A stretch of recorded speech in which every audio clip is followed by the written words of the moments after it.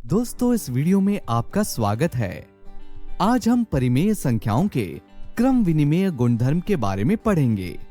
आइए देखते हैं आज कक्षा में क्या हो रहा है। बच्चों, राहुल किसी काम से दिल्ली से कानपुर गया और फिर कानपुर से प्रयागराज गया। दिल्ली से कानपुर की दूरी 495 किलोमीटर है और कानपुर से प्रयागराज की दूरी 205 किलोमीटर है। तो राहुल को दिल्ली से प्रयागराज जाने में कितनी दूरी तय करनी पड़ी? बच्चों, आपका उत्तर 700 किलोमीटर आया होगा। अब राहुल को जब वापस आना था तब वो प्रयागराज से कानपुर गया और फिर कानपुर से दिल्ली पहुंचा। तो बच्चों, अब उसने कितनी दूरी तय की? आपने सही सोचा, 700 किलोमीटर। बच्चों, यहां पर हम देख सकते हैं कि दोनों ही स्थितियों में राहुल ने बराबर दूरी तय की। यहां इन संख्याओं को जोड़ते समय उनके क्रमों को बदलने से उत्तर में कोई बदलाव नहीं आया।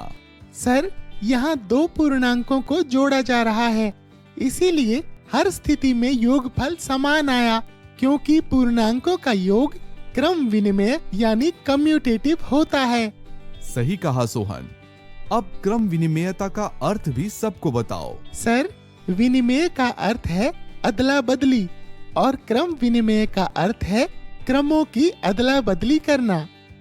जैसे कि यहाँ पर हमने देखा कि इन दोनों पूर्णांकों को किसी भी क्रम में जोड़ें तो उनका योगफल नहीं बदलता है। हम किन्हीं भी दो पूर्णांक जैसे कि a और b को किसी भी क्रम में जोड़ें या गुना करें तो उत्तर में कोई बदलाव नहीं आता है, क्योंकि पूर्णांकों का योग और गुणन क्रम विनिमेय होता है। सही कहा सोहन। पिछली कक्षा में हम प्राकृत संख्याएं, पूर्ण संख्याएं और पूर्णांकों के क्रम विनिमय गुणधर्म के बारे में पढ़ चुके हैं। आज हम परिमेय संख्याओं के क्रम विनिमय गुणधर्म पर चर्चा करेंगे। परिमेय संख्याएं वे संख्याएं हैं जिन्हें हम p/q के रूप में लिख सकते हैं, जहां p और q पूर्णांक है और q एक शून्येतर संख्या है, जैसे कि 4/7, ऋण 10/49 इत्यादि। हम प्राकृत संख्याएं, पूर्ण संख्याएं और पूर्णांकों को भी p/q के रूप में लिख सकते हैं। यहां हम हर की जगह एक लिख सकते हैं, इसीलिए ये भी परिमेय संख्याएं ही हैं। चलिए अब परिमेय संख्याओं के योग के लिए क्रम विनिमेयता पे चर्चा करते हैं। मान लीजिए कि हमारे पास दो परिमेय संख्याएं हैं। अब इन्हें क्रमागत तरीके से जोड़िए। ऐसी संख्याओं को हम कैसे जोड़ेंगे? जैसे हम भिन्नों को जोड़ा करते हैं, लघुत्तम समवर्ती LCM की सहायता से। यहां पर हरों का लघुत्तम समवर्ती है 12। इन्हें जोड़ने पर हमें उत्तर 11/12 मिलेगा। अब एक बार इनका क्रम बदलकर जोड़िए। हम देखेंगे कि दोनों ही बार उत्तर 11/12 आएगा। बच्चों, अब आप स्क्रीन पर दिए गए संख्याओं को इस क्रम में जोड़िए। ध्यान रहे, यहां पहले सवाल में जो 5 है उसे आप 5/1 के रूप में भी लिख सकते हैं। आप सब भी वीडियो को रोककर इन सवालों को हल करिए और इनके उत्तर लिख लीजिए, जो इस प्रकार होंगे। अब आप इन संख्याओं के क्रम बदलिए और इन्हें जोड़िए।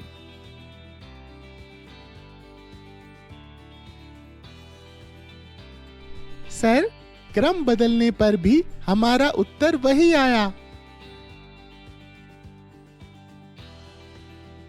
बच्चों, आप सब देख सकते हैं कि परिमेय संख्याओं के जोड़ में क्रमों को बदलने से हमारे उत्तर में कोई फर्क नहीं पड़ा, क्योंकि परिमेय संख्याओं का योग क्रम विनिमेय है। इसीलिए हम किन्हीं भी दो परिमेय संख्याओं जैसे a और b को किसी भी क्रम में जोड़ सकते हैं। बच्चों, पर क्या परिमेय संख्याओं का व्यवकलन भी क्रम विनिमेय है?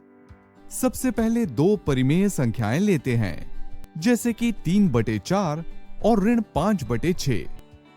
अब एक बार ऋण 5/6 को 3/4 से घटाइए, जिसे हम इस प्रकार से करेंगे। और एक बार क्रमों को बदलते हुए 3/4 को ऋण 5/6 से घटाइए और उत्तर बताइए। सर, दोनों ही बार अलग उत्तर आया। सही कहा मोहन। अब आप दिए गए कुछ और परिमेय संख्याओं का व्यवकलन करिए। आप सब भी वीडियो को रोककर इन सवालों को हल करिए और अपना उत्तर लिख लीजिए। अब हर सवाल में संख्याओं के क्रमों को बदलकर हल कीजिए।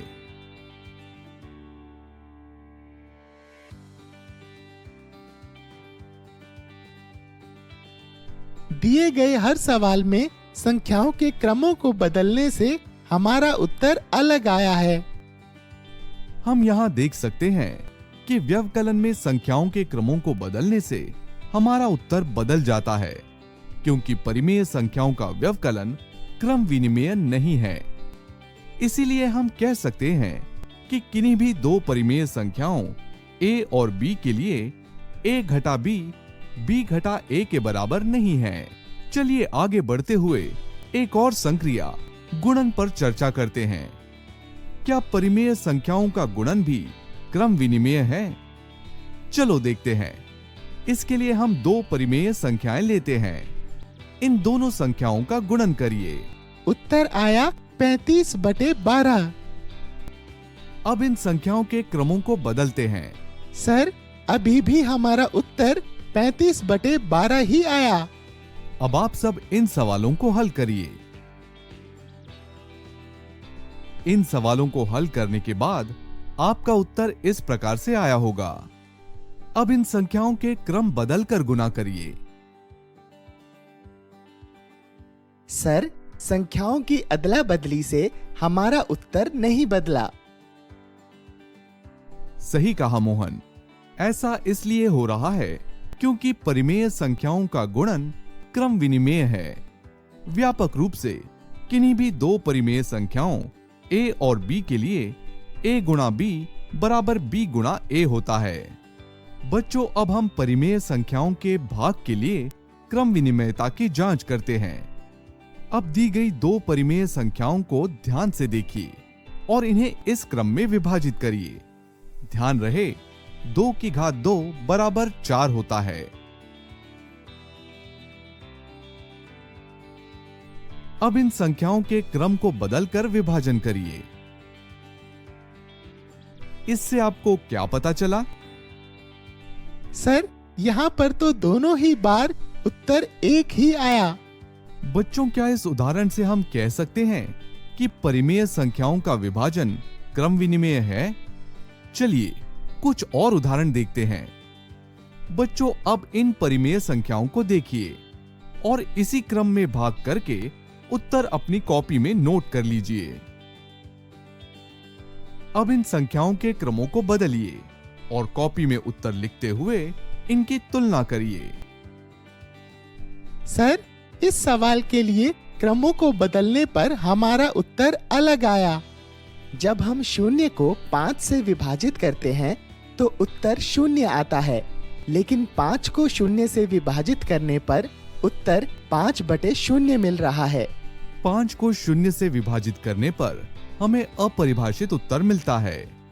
यहाँ हमने उदाहरण की सहायता से ये जाना कि जब संख्याएं बराबर हो तो भाग करते समय क्रमों के बदलने से हमें उत्तर एक ही मिलता है, लेकिन सामान्यतः भाग करते वक्त यदि हम क्रमों को बदल दें तो हमारा उत्तर बदल जाता है। ऐसा इसलिए होता है क्योंकि परिमेय संख्याओं का भाग क्रम विनिमेय नहीं है।